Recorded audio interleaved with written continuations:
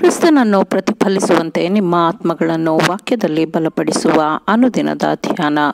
ಇಂದಿನ ಧ್ಯಾನದ ಶೀರ್ಷಿಕೆ ಕಟ್ಟುನಿಟ್ಟಿನ ಮಿತವ್ಯಯದಾಚಾರದ ಮಹತ್ವ. ಈ ದಿನದ ದೇವರ ವಾಕ್ಯ: ಓ ದೇಶವೇ, ಶ್ರೇಷ್ಠರ ಮಗನು ನಿನ್ನ ಅರಸಾದರೆ ಮತ್ತು ನಿನ್ನ ಪ್ರಭುಗಳು ತಕ್ಕ ಕಾಲಕ್ಕೆ ಸರಿಯಾಗಿ ಅಮಲಿಗಾಗಿ ಅಲ್ಲದೆ ಶಕ್ತಿಗಾಗಿ ಊಟ ಮಾಡಿದರೆ ನಿನಗೆ ಆಶೀರ್ವಾದವಾಗಲಿ. ಪ್ರಸಂಗಿ 10ನೇ ಅಧ್ಯಾಯ 17ನೇ ವಚನ. ಇಬ್ರಿಯ ಯುವಕರ ಅನುಭವದಿಂದ ನಾವು ಪಾಠ ಕಲಿಯಬೇಕು ಎಂಬುದು ನಾವೆಲ್ಲರೂ ಚಿಂತಿಸಬೇಕಾದ ವಿಷಯ. ನಮಗೆ ಅಪಾಯವಿರುವುದು ಕೊರತೆಯಲ್ಲಿ ಅಲ್ಲ, ಆದರೆ ಹೇರಳವಾಗಿರುವುದರಲ್ಲಿ ಅಪಾಯವಿದೆ.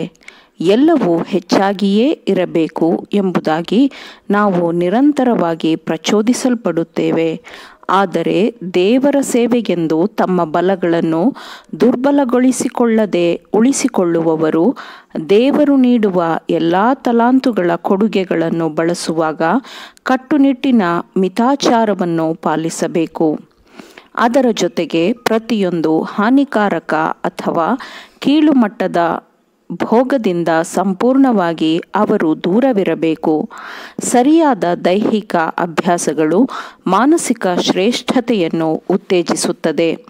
ಜ್ಞಾನದ ಶಕ್ತಿ, ದೈಹಿಕ ಶಕ್ತಿ ಮತ್ತು ದೀರ್ಘಾಯುಷ್ಯವು ಬದಲಾಗದ ನಿಯಮಗಳನ್ನು ಅವಲಂಬಿಸಿರುತ್ತದೆ. ಈ ವಿಷಯದಲ್ಲಿ ಹೀಗಾಗುತ್ತದೆ ಅಥವಾ ಯಾವುದೇ ಅವಕಾಶವಿಲ್ಲ ಎಂದು ಹೇಳುವ ಪರಿಸ್ಥಿತಿಯೇ ಇರುವುದಿಲ್ಲ. ಆದುದರಿಂದ ಪ್ರಕೃತಿಯ ನಿಯಮಗಳ ಉಲ್ಲಂಘನೆಯ ಪರಿಣಾಮಗಳಿಂದ ಮಾನವರನ್ನು ರಕ್ಷಿಸಲು ಪರಲೋಕವು ಮಧ್ಯಪ್ರವೇಶಿಸುವುದಿಲ್ಲ. ಪ್ರತಿಯೊಬ್ಬ ಮನುಷ್ಯನು ತನ್ನ ಸ್ವಂತ ಸಿರಿಯ ಆಧಾರದ ಮೇಲೆ ತಾನೇ ವಾಸ್ತುಶಿಲ್ಪಿಯಾಗಿರುತ್ತಾನೆ ಎಂಬ ಗಾದೆಯಲ್ಲಿ ಬಹಳಷ್ಟು ಸತ್ಯವಿದೆ. ಆದರೆ ಮಕ್ಕಳ ಗುಣಸ್ವಭಾವದ ನಡತೆಗಳು ಮತ್ತು ತಮ್ಮ ಮಕ್ಕಳಿಗೆ ಕೊಡುವ ಶಿಕ್ಷಣ ಮತ್ತು ತರಬೇತಿಗಳಿಗೆ ಪೋಷಕರೇ ಜವಾಬ್ದಾರಿಗಳಾಗಿರುತ್ತಾರೆ. ಇದರ ಹೊರತಾಗಿಯೂ ಲೋಕದಲ್ಲಿ ನಮ್ಮ ಸ್ಥಾನ ಮತ್ತು ಉಪಯುಕ್ತತೆಯು ನಮ್ಮ ಸ್ವಂತ ಕ್ರಿಯೆಯ ಮೇಲೆ ಹೆಚ್ಚಿನ ಮಟ್ಟಿಗೆ ಅವಲಂಬಿಸಿದೆ ಎಂಬುದು ಇನ್ನೂ ಸತ್ಯವಾಗಿದೆ. ಪ್ರತಿಯೊಂದು ಜೀವನ ನಿಯಮದ ಉಲ್ಲಂಘನೆಗೆ ಪ್ರಕೃತಿಯು ತನ್ನ ಪ್ರತಿಭಟನೆಯನ್ನು, ವಿರೋಧತೆಯನ್ನು ವ್ಯಕ್ತಪಡಿಸುತ್ತದೆ ಎಂಬುದನ್ನು ವಯಸ್ಕರು ಮತ್ತು ಯುವಕರು ಜ್ಞಾಪಕದಲ್ಲಿಟ್ಟುಕೊಳ್ಳಲಿ. ಆಗ ಮಾನಸಿಕ ಮತ್ತು ದೈಹಿಕ ಶಕ್ತಿಗಳ ಮೇಲೆ ಶಿಕ್ಷೆಯು ಆವರಿಸುತ್ತದೆ. ಅದು ತಪ್ಪು ಮಾಡಿದ ವ್ಯಕ್ತಿಗೆ ಕೊನೆಗೊಳ್ಳುವುದಿಲ್ಲ.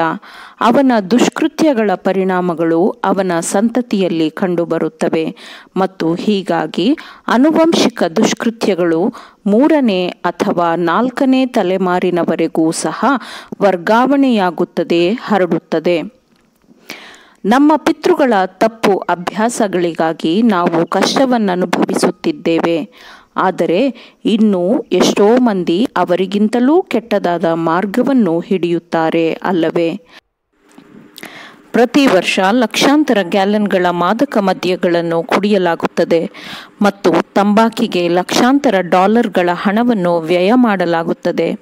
ಅಫೀಮು, ಚಹಾ, ಕಾಫಿ, ತಂಬಾಕು ಮತ್ತು ಅಮಲೇರಿಸುವ ವಸ್ತುಗಳು ಚೈತನ್ಯದ ಕಿಡಿಗಳನ್ನು ಬಹಳ ವೇಗವಾಗಿ ನಂದಿಸುತ್ತಿವೆ.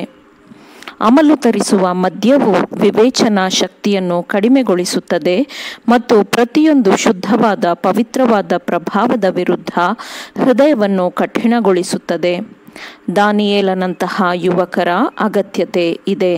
ಸ್ವಾರ್ಥ ನಿರಾಕರಣೆ ಮತ್ತು ಆಮೂಲಾಗ್ರ ಮಿತವ್ಯಯ ಸುಧಾರಕರಾಗಲು ಧೈರ್ಯವನ್ನು ಹೊಂದಿರುವ ಮನುಷ್ಯರ ಅವಶ್ಯಕತೆ ಇದೆ. ತನ್ನ ಮಾದರಿ ಮತ್ತು ತನ್ನ ಪ್ರಭಾವವು ಸುಧಾರಣೆಯ ಮಾರ್ಗದ ಬದಿಯಲ್ಲಿ ಇದೆ ಎಂದು ಪ್ರತಿಯೊಬ್ಬ ಕ್ರೈಸ್ತನು ತಿಳಿದುಕೊಳ್ಳಲಿ. ಸುವಾರ್ಥ ಸೇವಕರು ಜನರಿಗೆ ಮಾರ್ಗದರ್ಶನ ನೀಡುವಾಗ ಎಚ್ಚರ ವಹಿಸುವಲ್ಲಿ ನಂಬಿಗಸ್ತರಾಗಿರಲಿ. ಎರಡೂ ಲೋಕದಲ್ಲಿ ನಮ್ಮ ಸಂತೋಷವು ನಾವು ಸರಿಯಾದ ಸುಧಾರಣೆಯ ದಿಕ್ಕಿನಲ್ಲಿ ನಡೆಯುವುದರ ಮೇಲೆ ಅವಲಂಬಿತವಾಗಿರುತ್ತದೆ. ಆಮೇನ್. ದೇವರ ವಾಕ್ಯಗಳನ್ನು ಶ್ರದ್ಧೆಯಿಂದ ಆಲಿಸುವವರು ಮಾತ್ರವೇ ಆಗಿರದೆ ಪಾಲಿಸುವವರೂ ಆಗಬೇಕೆಂದು ನಿಮ್ಮನ್ನು ಉತ್ತೇಜಿಸುತ್ತೇನೆ. ಪರಿಶುದ್ಧಾತ್ಮನ ಸಹಾಯದಿಂದ ಆಲಿಸಿದ ನಿಮ್ಮೆಲ್ಲರಿಗೂ ಧನ್ಯವಾದಗಳು.